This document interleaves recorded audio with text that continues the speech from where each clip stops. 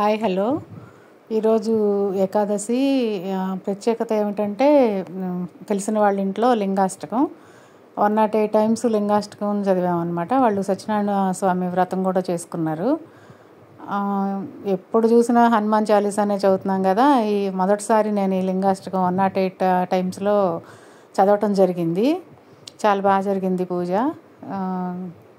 ఇదిగోండి సత్యనారాయణ స్వామి అండ్ పార్వతీ పరమేశ్వర్లు అనమాట. 108 సార్లు మేము చదివాము. విష్ణు సహస్రనామము అన్నీ చదివామన్నమాట. ఇదిగోండి ఇలా భోజనం కూడా అక్కడే చేసి ఇంటికి రావటం జరిగింది.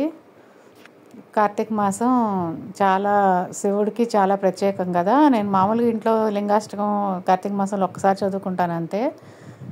108 సార్లు అనేది ఎప్పుడు చదవలేదు. హనుమాన్ చాలీసా అయితే చాలాసార్లు చదివాను, కానీ లింగాష్టకం ఫస్ట్ టైం చదివాను. Thank you so much. Video last వరకు చూడండి.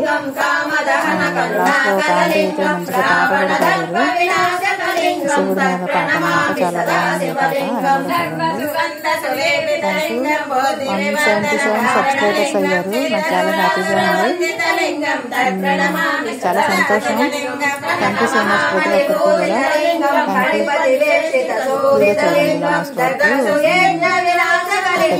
తత్ప్రణమామి సదా శివలింగం కుంకుమచందనలేపితలింగం పంకజహార సుశోభితలింగం సంచిత పాప వినాశకలింగం తత్ప్రణమామి సదా శివలింగం దేవగణాచిత సేవితలింగం భావే భక్తి విరేచనలింగం దినకర కోటి ప్రభాకరలింగం తత్ప్రణమామి సదా శివలింగం అష్టదలో పరివేష్టితలింగం సర్వసముద్భవ కారణలింగం అష్టదరిద్ర వినాశకలింగం తత్ప్రణమామి సదా శివలింగం సురగురు సురవర పూజితలింగం సురవర పుష్ప సదాశితలింగం పరమబలం పరమాత్మలింగం తత్ప్రణమామి సదా శివలింగం బ్రహ్మమురారి సురాజితలింగం నిర్మల కూతునియున్నది నా మనసు కాశీలోపల ఘంటానాదము వింటూ ఎన్నది నా మనసు కైలాసానికి వెళ్ళేటందుకు కావలి ఉన్నది నా